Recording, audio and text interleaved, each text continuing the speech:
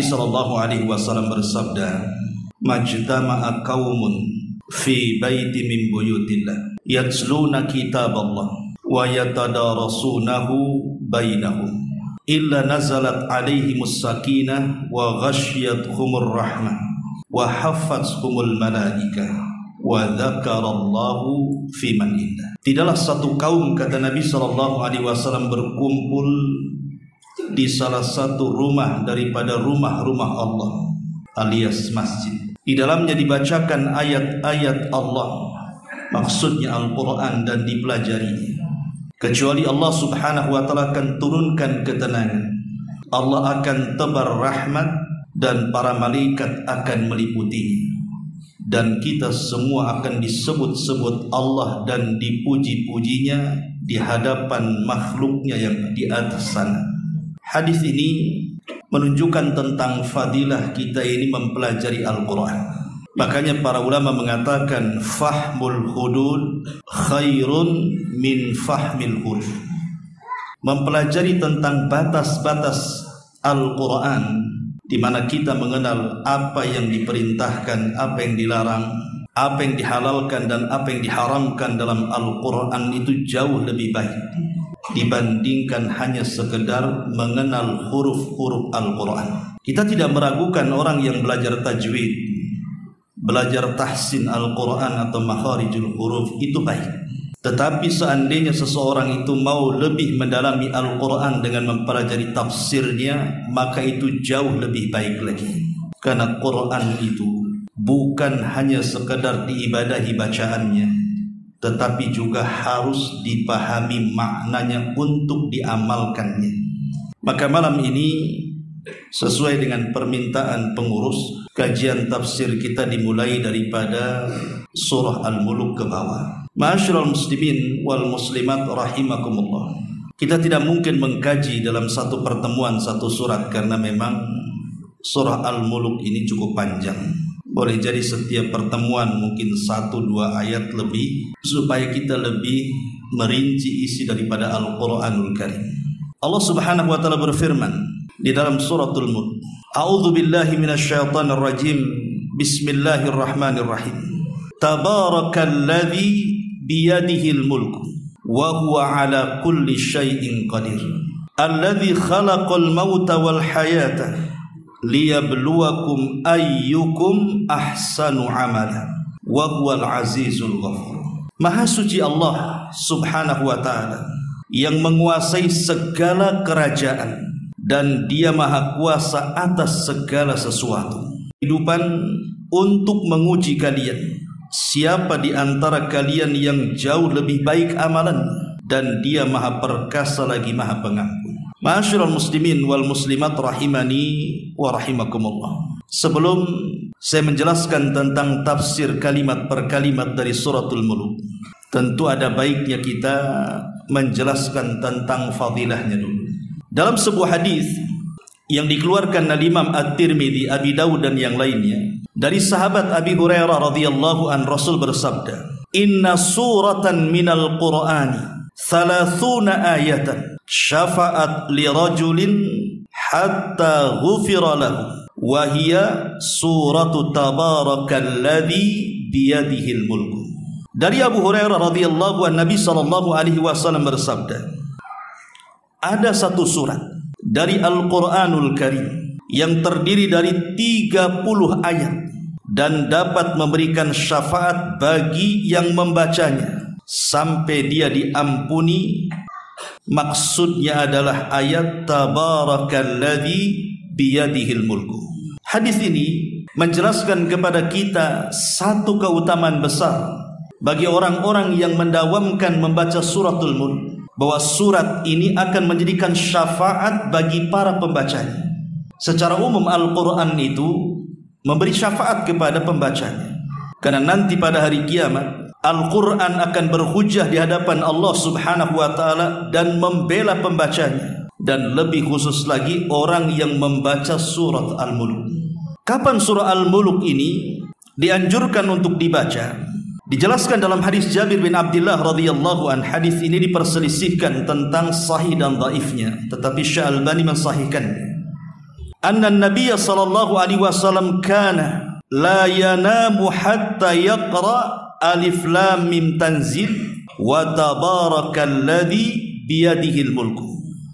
Dalam hadis Jabir radhiyallahu an bahwa Nabi sallallahu alaihi wasallam tidak akan pernah tidur malam hari sampai beliau membaca alif lam mim tanzil, artinya surah as-sajdah, dan juga surah al-muluk yang Allah subhanahu wa ta'ala mulakan dengan kalimat tabarakalladzi biyadihil mulku. Jadi sangat dianjurkan, kata para ulama, setiap sebelum tidur membaca suratul muluk. Biasakan membaca suratul muluk. Antum yang sudah hafal tentu senang membacanya, dan yang belum hafal tinggal baca Quran. Yang repot itu yang tak bunyi karena tak bisa baca. Itu harus belajar Quran tuh. Bahkan lebih daripada itu, Nabi SAW sampai mengatakan bahwa orang yang mendawamkan membaca suratul muluk itu, maka dia akan terhindar dari fitnah kubur. Dia akan terhindar dari fitnah kubur, artinya terhindar dari su'alul malakaini, pertanyaan dua malaikat mungkar dan nakir. Memang dalam masalah ini banyak hadis, ada yang sahih, ada yang dhaif. Tetapi dengan banyaknya riwayat, sebagaimana hadis Nabi SAW mengatakan, fahiyal mani'atu tamna'u min adzabil qabri. Suratul muluk adalah surah al-mani'ah yang bisa menghalangi seseorang, maknanya menghalangi seseorang dari azab kubur. Abul Hasan Mubarakfuri rahimahullahu ta'ala sampai mengatakan, ma'nahu anna tilawata hadhihi surati fil hayati dunya takunu sababan lin najati taliha min adzabil qabri. Bahwa membaca surah ini ketika di alam dunia akan menjadi sebab keberhasilannya pada alam setelahnya, maksudnya setelah kematiannya, yaitu dia terselamat dari azab kubur. Dari sini kita tahu tentang keistimewaan, kemuliaan dan ketinggian surah Al-Muluk di sini. Dia akan menghindarkan kita dari fitnah kubur, bahkan azab kubur, dan dia akan menjadi syafaat bagi orang-orang yang mendawamkannya. Dan sangat disunnahkan membaca suratul muluk itu di malam hari sebelum tidur. Maka jangan sia-siakan membaca suratul muluk ini di malam hari. Ma'asyiral muslimin wal muslimat rahimani wa rahimakumullah. Kemudian disebutkan bahwa suratul muluk ini bagian daripada surah-surah Makkiyah. Di dalam Al-Quran itu ada yang disebut dengan surah Makkiyah, ada yang disebut dengan surah Madaniyah. Apa bedanya? Kalau surah Makkiyah itu artinya surah yang turun sebelum hijrah. Tapi kalau surah Madaniyah, surah yang turun setelah hijrah Nabi SAW, meskipun turun di kota Mekah, maka tetap disebut Madani. Jadi bedanya di sini. Kalau surah Makkiyah turun sebelum hijrah, dan kalau surah Madaniyah turun setelah hijrah walaupun turun di Mekah. Adapun yang menandakan bahwa surat ini Makkiyah atau Madaniyah, pertama, biasanya surah Makkiyah itu umumnya dari segi panggilan. Kalau ada panggilan ya ayyuhan nas, wahai manusia, berarti ini adalah Makkiyah. Tapi kalau panggilannya ya ayyuhalladzina amanu, berarti itu surah Madaniyah. Yang kedua, surah-surah Makkiyah itu lebih cenderung membicarakan tentang qasas al-anbiya, kisah-kisah para nabi, kisah-kisah umat-umat yang terdahulu. Jadi kalau Al-Quran menceritakan tentang kisah-kisah umat terdahulu, menunjukkan bahwa surah tersebut Makkiyah dan bukan Madaniyah. Karena umumnya surah-surah Madaniyah itu bicara soal ibadah. Kemudian yang ketiga, surah Makkiyah itu umumnya dimulai dari potongan-potongan huruf-huruf hijaiyah di permulaannya, kecuali dua surah, Al-Baqarah dan Al-Imran. Itu Madaniyah. Tapi selain Al-Baqarah dan Al-Imran, surat-surat yang dimulai dengan potongan-potongan huruf hijaiyah seperti Alif Lam Mim, Alif Lam Ra, Yasin, Toha dan yang semacamnya, itu biasanya Makkiyah. Kecuali tadi Al-Baqarah dan Al-Imran, dia Madaniyah. Kemudian juga surah-surah Makkiyah itu ditandai dengan ayat-ayat sajdah. Dan ada 15 tempat kalau kita membaca surat dan ada perintah atau kalimat sajdah sujud, maka di situ disunnahkan untuk sujud tilawah. Jadi sujud tilawah itu umumnya terjadi sebelum hijrah. Makanya tanda bahwa surat ini makkiyah ditandai dengan ayat-ayat sajdah, perintah tentang sujud tilawah. Dan juga yang kelima, biasanya ayat-ayat makkiyah ini selalu ditandai dengan kalimat kalla, kalla balarana, kalla. Pokoknya kalau ada kalimat kalla biasanya makkiyah dan bukan madaniyah. Dan secara tema juga biasanya kalau surah-surah makkiyah itu umumnya bicara soal akidah, soal tentang adanya kematian, peristiwa setelah kematian, seperti adanya padang mahsyar, adanya hisab, adanya timbangan, adanya sorga, adanya neraka. Itu umumnya makkiyah. Karena surah-surah madaniyah itu tidak bicara soal ini. Umumnya surah-surah madaniyah itu bicara soal hukum, salat, puasa, zakat, haji, dan begitu seterusnya. Itulah secara umum perbedaan makkiyah dan madaniyah. Taib, ini hanya pengetahuan umum saja. Kita masuk pada ayatnya. Ma'asyiral muslimin wal muslimat rahimani wa rahimakumullah. Di sini Allah Subhanahu wa taala berfirman, tabarakalladzi biyadihil mulku. Tabarak itu artinya berkah. Tabarak itu artinya keberkahan, dan di sini diartikan maha suci Allah. Dan kalimat berkah di sini, bahwa berkah itu datang dari Allah Subhanahu wa taala. Ada istilah al-mubarik, ada istilah al-mubarak. Jadi al-mubarik itu adalah Allah Subhanahu wa taala. Dialah zat yang memberikan berkah. Adapun al-mubarak, yang diberikan berkah artinya makhluknya. Jadi berkah itu semua biyadillah, berada di tangan Allah Subhanahu wa taala. Tabarakalladzi biyadihil mulku. Jadi berkah itu semua di tangan Allah Subhanahu wa taala. Dan makna berkah sendiri artinya luzumul khairi wastiqrar. Kebaikan yang menetap, yang tidak akan pernah hilang dari makhluk yang Allah berkahi. Jadi kalau orang itu diberkahi, maka dia akan penuh kebaikan dalam hidupnya. Itulah arti berkah. Karena berkah sendiri diambil dari kata birkah. Birkah itu artinya tempat minumnya unta, semacam kolam yang kalau diisi air tidak akan tumpah. Ketika kebaikan itu Allah berikan kepada seseorang, maka kebaikan itu tidak akan pernah hilang pada seseorang. Maka carilah berkah dalam kehidupan dunia ini. Dan Allah Subhanahu wa taala sudah membagi-bagi berkah itu ada pada zaman. Jadi berkah itu terkadang menempel pada waktu, menempel pada tempat, menempel pada benda-benda tertentu. Contohnya umpamanya Al-Qur'anul Karim. Quran itu berkah. Dialah sesuatu yang diberkahi oleh Allah Subhanahu wa taala karena dia kalamullah azza wa jalla. Lah ketika Al-Quran turun, maka membawa keberkahan kepada segala sesuatu. Ketika Al-Quran turun kepada Nabi SAW, maka Rasul menjadi manusia yang sangat diberkahi. Ketika Al-Quran turun di masa generasi para sahabat, maka generasi para sahabat adalah generasi yang diberkahi. Makanya Rasul mengatakan, khairun nasi qarni, thumma alladhina yalunahum, thumma alladhina yalunahum. Sebaik-baik manusia itu generasiku, kemudian setelahnya dan setelahnya. Kemudian ketika Al-Quran turun di kota Mekah, maka kota Mekah menjadi kota yang paling berkah. Tidak ada satupun kota di alam dunia ini seberkah Mekah. Kenapa? Karena salah satu alasannya Quran turun di situ. Kemudian ketika Al-Quran turun di malam Lailatul Qadar, maka malam itu disebut malam yang penuh berkah. Sampai Allah mengatakan, inna anzalnahu fi lailatul qad wa ma adraka ma lailatul qad, lailatul qadri khairun min alfi syahrin. Saking berkahnya malam itu, siapa yang mendapatkannya maka dia sama mendapatkan pahala ibadah selama 83 tahun 6 bulan, atau bahasa Quran 1000 tahun. Ketika Al-Quran turun di bulan Ramadan, maka bulan Ramadan menjadi berkah.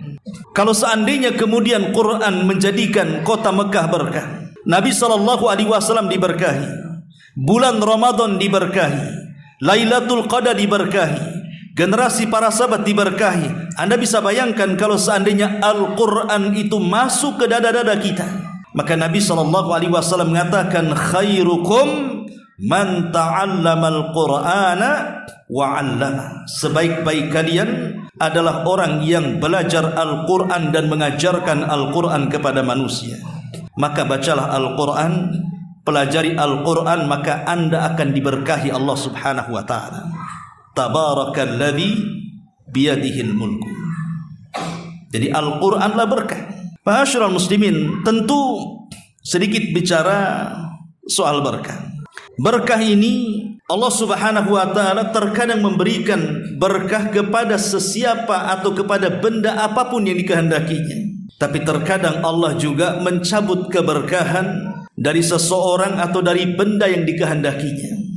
Contohnya umpamanya beberapa masjid itu sangat diberkahi, seperti Masjidil Aqsa. Makanya Allah Subhanahu wa taala mengatakan, Subhanalladzi asra bi abdihi lailan minal masjidil haram ilal masjidil aqsa alladzi barakna haulahu. Di sini ada kalimat barakna haulahu. Kami berkahi di sekitarnya.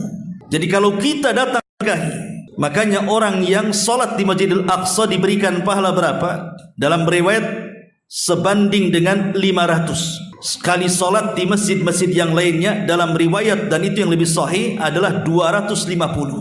Kemudian Masjid Nabawi, orang yang sholat di Masjid Nabawi sama dengan orang yang sholat di masjid-masjid yang lainnya 1000 kali sholat. Dan yang lebih besarlah di Masjidil Haram, karena orang yang sholat di Masjidil Haram itu sama dengan 100.000 kali sholat dibandingkan sholat di masjid-masjid yang lainnya. Ini berkah Allah Subhanahu wa taala letakkan di masjid-masjid. Dan secara umum masjid itu berkah, karena orang yang datang ke masjid kemudian beribadah kepada Allah Subhanahu wa taala dan berdoa, umumnya dikabulkan. Karena memang masjid sendiri adalah rumah daripada rumah-rumah Allah Subhanahu wa taala. Termasuk juga hal-hal yang diberkahi adalah 10 awal bulan Dzulhijjah. Itu sangat diberkahi dari segi waktu ya, karena orang yang beramal saleh di 10 awal bulan Dzulhijjah itu sama dengan orang yang mati syahid yang mengorbankan harta dan jiwanya. Kemudian sampai kepada waktu sahur, itu waktu berkah. Makanya Rasul mengatakan, tasahharu fa inna fi sahurikum barakah. Sahurlah kalian karena dimakan sahur itu ada berkah. Termasuk juga air Zam-Zam, itu air yang diberkahi. Air Zam-Zam itu air yang diberkahi. Makanya Rasul mengatakan, ma'u Zam-Zam lima syuribalahu, bahwa orang yang meminum air Zam-Zam itu akan mengabulkan setiap doa peminumnya. Jadi kalau antum diberikan Zam-Zam oleh saudara kita yang habis umrah atau haji, ketika minum itu berdoa. Doanya apa? Ya terserah, minta ilmu, minta supaya amal kita diterima, minta supaya kita diistiqomahkan, dan begitu seterusnya. Termasuk juga beberapa makhluk yang dijadikan sumpah dalam Al-Quran, seperti Allah Subhanahu wa taala berfirman, wattini wazzaituni wa turi sinina wa hadzal baladil amin. Wattin, buah tin. Buah tin itu buah berkah, karena penuh dengan kesehatan siapapun yang memakannya. Kemudian wazzaitun, minyak zaitun, itu sangat berkah sekali karena penuh dengan kesehatan sesiapa yang meminumnya. Bahkan ada yang mengatakan waturi sinin, maksudnya bukit Tur Sina itu maksudnya diisyaratkan kepada asal, kepada madu jabali. Karena madu itu kan ada 3 macam. Ada madu gunung, ada madu pohon, dan ada madu peliharaan. Yang paling bagus itu madu gunung. Itu madu itu sangat diberkahi. Kemudian juga wahadzal baladil amin, diisyaratkan kepada air Zam-Zam. Bayangkan di sini Allah Subhanahu wa taala menunjukkan perobatan dengan cara 1 dimakan, 1 dioles, 1 diminum, dan 1 untuk mandi. Yang dimakan buah tin, yang dioles minyak zaitun, yang dimakan madu, yang digunakan untuk mandi air Zam-Zam. Kalau 4 perkara kita gunakan untuk berobat, maka mana penyakit yang tidak akan terkalahkan? Karena 4-empatnya dijadikan sumpah dalam Quran. Semuanya berkah. Itulah berkah. Ma'asyiral muslimin yang dimuliakan Allah, itu makna daripada tabarakalladzi biyadihil mulku. Kemudian Allah Subhanahu wa taala mengatakan di sini, tabarakalladzi biyadihil mulku. Maha berkah atau maha suci Allah yang di tangannya kekuasaan. Ingat, kekuasaan itu semua di tangan Allah Subhanahu wa taala. Manusia tidak berkuasa. Sehebat apapun manusia, seberkuasa apapun manusia, ada batasnya. Manusia tidak sanggup melakukan apapun seperti Allah melakukan kepada kita sebagai makhluknya. Saya contohkan beberapa kisah.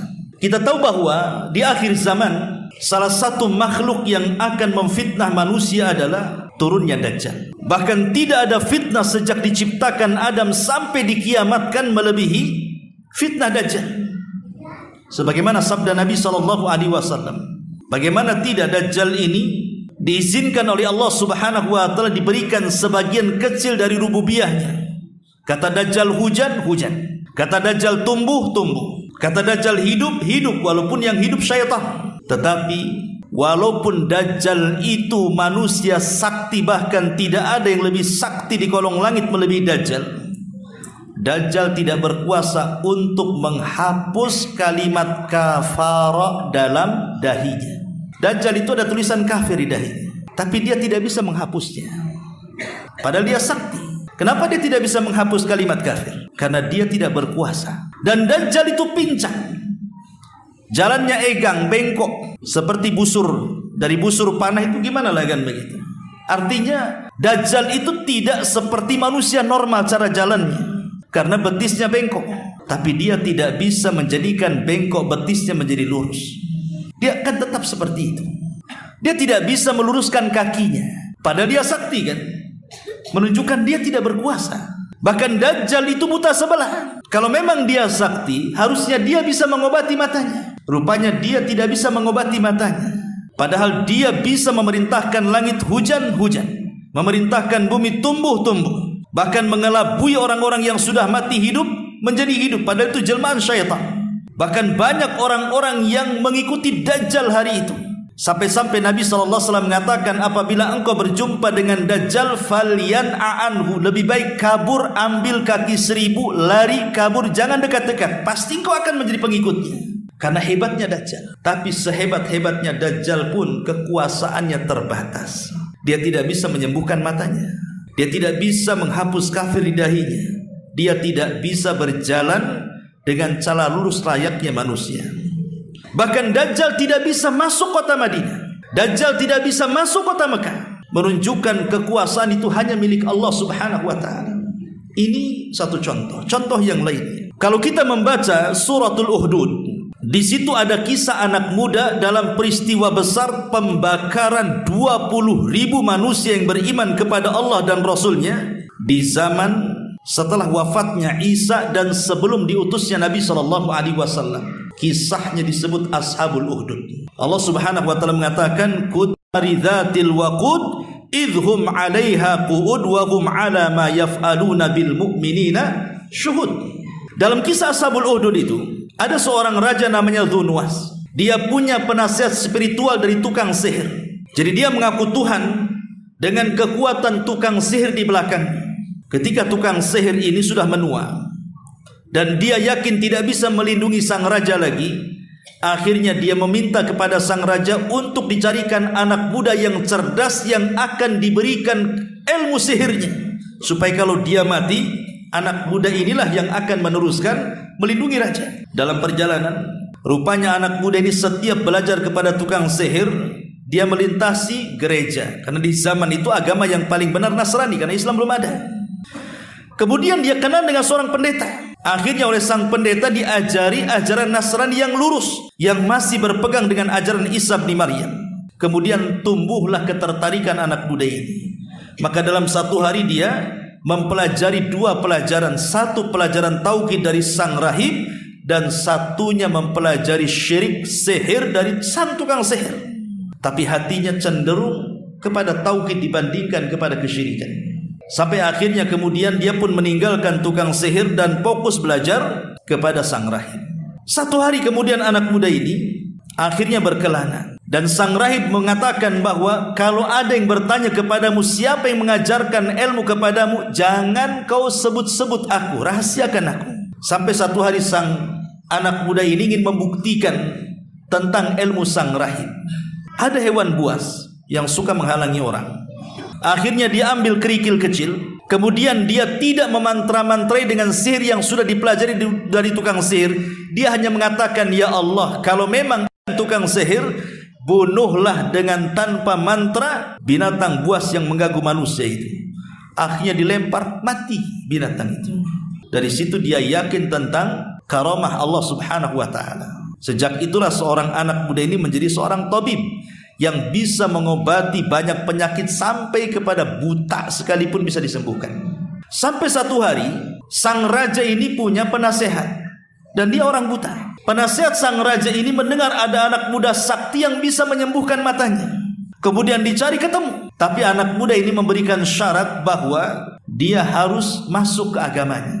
Dia tidak boleh menuhankan raja dan mengatakan Tuhan satu-satunya Allah. Kemudian dia akan berdoa kepada Allah untuk menyembuhkan penyakitnya.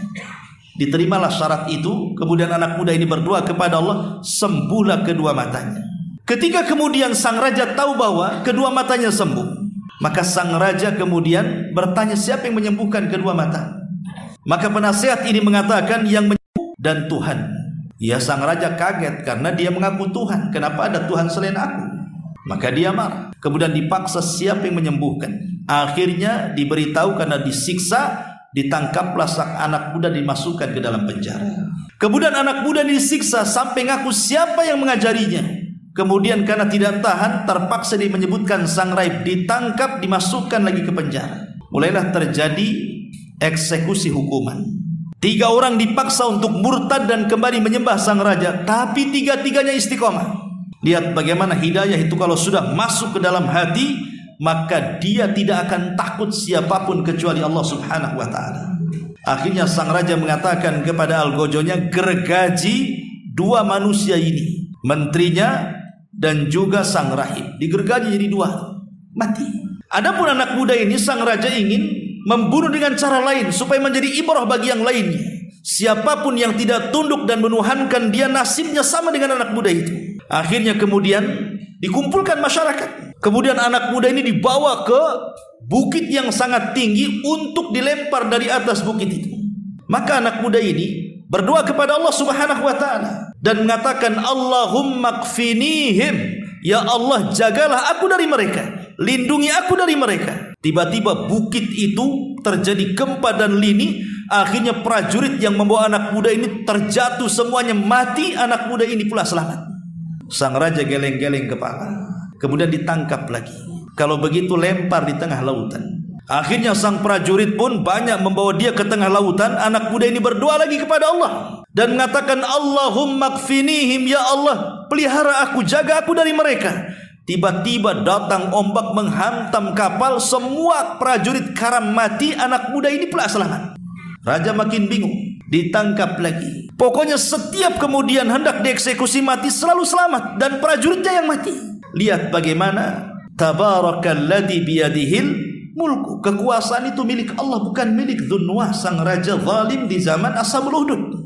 Padahal dia sudah mengerahkan segala sesuatunya kan. Semua pasukan dikerahkan untuk membunuh anak muda ini, tapi tak mati-mati. Siapa yang menjaga anak muda ini tidak mati kalau bukan kekuasaan Allah Subhanahu wa ta'ala? Dzunnuwas berkuasa di Najran, Yaman, tapi kekuasaan dia terbatas. Dia tidak bisa membunuh anak muda ini. Sampai akhirnya anak muda ini berpikir, kemana saja pasti saya akan ditangkap dan pasti akan diupayakan untuk dibunuh. Maka dia mengatakan, jangan sampai kematianku sia-sia dan tidak bermanfaat bagi manusia. Akhirnya dia menyerahkan diri dan mengatakan, wahai raja, kalau engkau ingin membunuhku maka sangat mudah sekali. Nah, kebetulan sang raja sudah dendam ingin membunuhnya. Tiba-tiba anak muda ini menyebutkan kelemahannya. Maka anak muda ini mengatakan, kalau engkau ingin membunuhku, siapkan busur, aku akan sediakan anak panahku.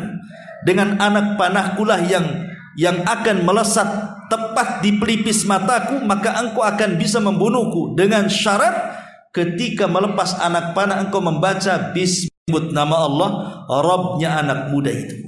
Akhirnya manusia dikumpulkan, anak muda diikat di tiang. Raja sudah memang dendam dengan anak muda itu. Diambil busur, diberikan anak panah, langsung dia membawa atau mengucap mantra yang diajarkan anak muda itu. Kan itu syaratnya. Kalau tidak membaca itu maka dia tidak bisa membunuhnya. Dia tidak sadar kalau mantra yang ia ucapkan itu membatalkan ketuhanannya. Dia kan ngaku Tuhan. Kemudian ketika melesatkan anak panah, dia mengatakan Bismillahirabbil ghulam, dengan menyebut Tuhan anak muda itu. Harusnya dengan menyebut dirinya kan. Dia sebut Tuhan anak muda itu di hadapan manusia. Akhirnya manusia tahu bahwa dia bukan Tuhan, karena dia menyebutkan Tuhan anak muda itu. Ketika kemudian melesat anak panah persis di pelipisnya, mati anak muda itu. Dan semua manusia menyaksikan, tiba-tiba mengatakan amanna bi rabbil gulam, seolah-olah dikomando oleh sang raja. Semua mengatakan kami beriman dengan Rabbnya anak muda itu. Makin pusinglah ini. Yang kurang ajar satu, sekarang semua pula kurang ajar. Ya. Ini menunjukkan apa? Tabarakalladzi biyadihil mulku. Yang punya kuasa itu Allah. Allah bisa membolak-balikan hati yang kufur menjadi iman kan? Ini contoh kisah tentang Ashabul Uhdud, ya. Atau kisah yang lainnya.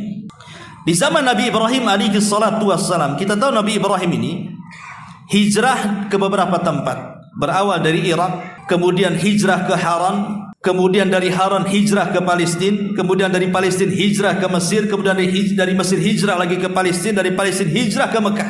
Jadi Ibrahim ini hijrah ke mana-mana. Yang ingin saya kisahkan adalah ketika Ibrahim hijrah ke Mesir, membawa istrinya Sarah. Karena ketika itu di Palestina terjadi pacaklik.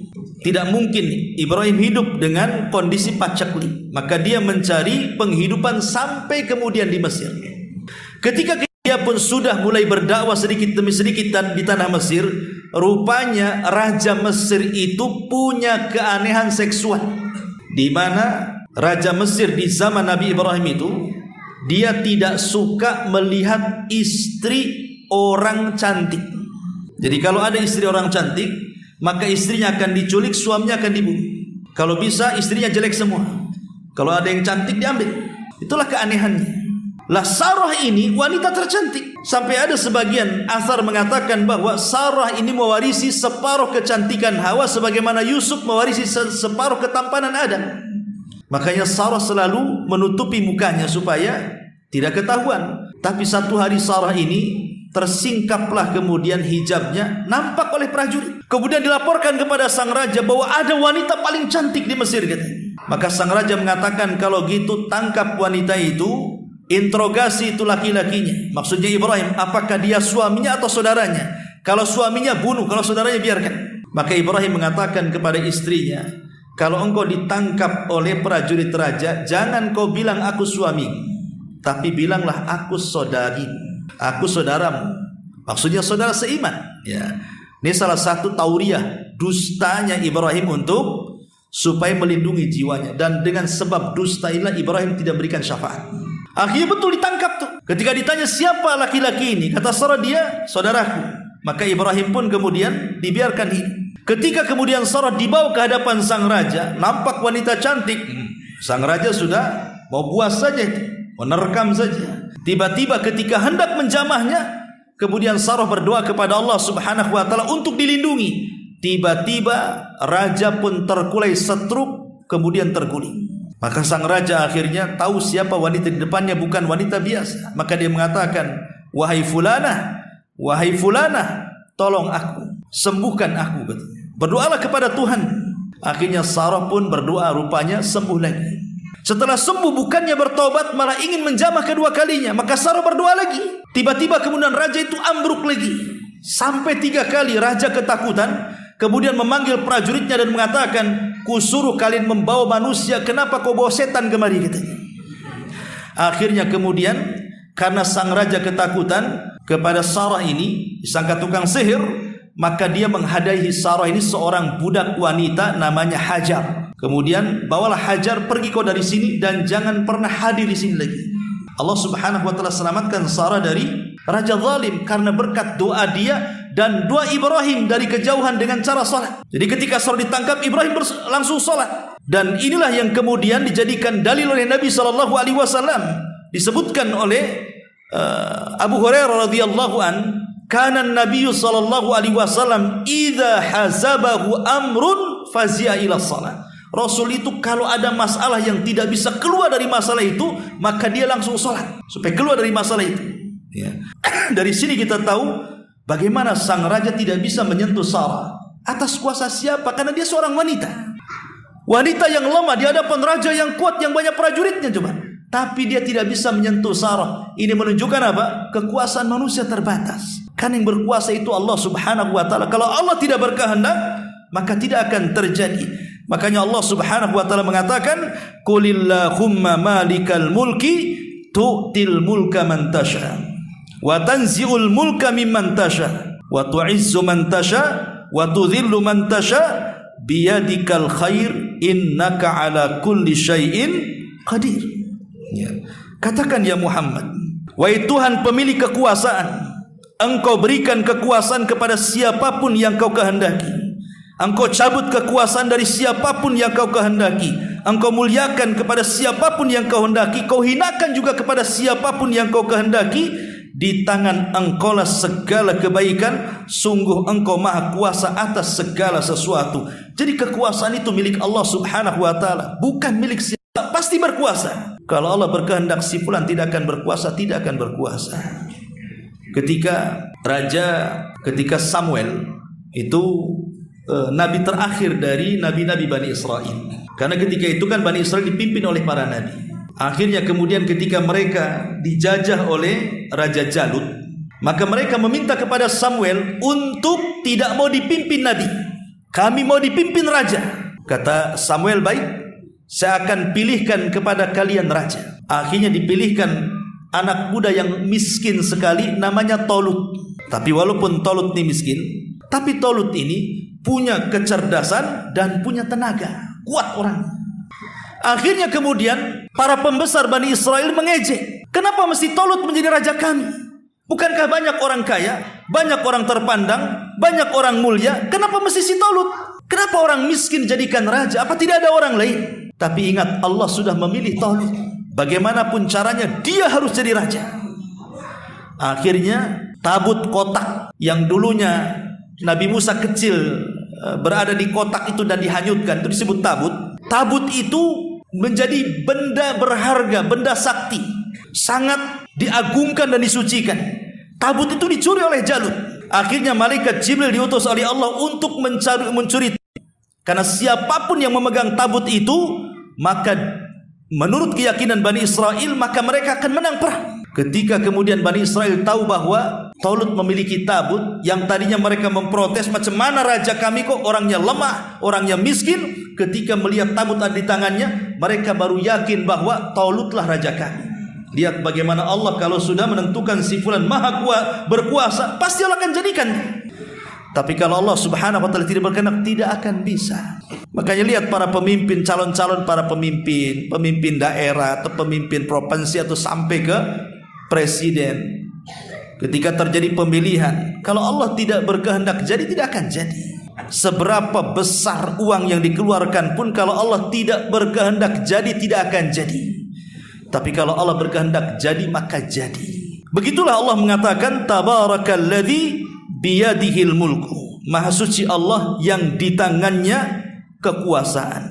Wa huwa ala kulli syai'in qadir, dan di atas segala sesuatu maha mampu. Lihat bagaimana Allah Subhanahu wa taala menyebut dua kata. Pertama kekuasaan, yang kedua kemampuan. Dan dua-duanya harus ada. Dia punya kekuasaan tapi tidak punya kemampuan, dia akan lemah. Kekuasaannya akan roboh.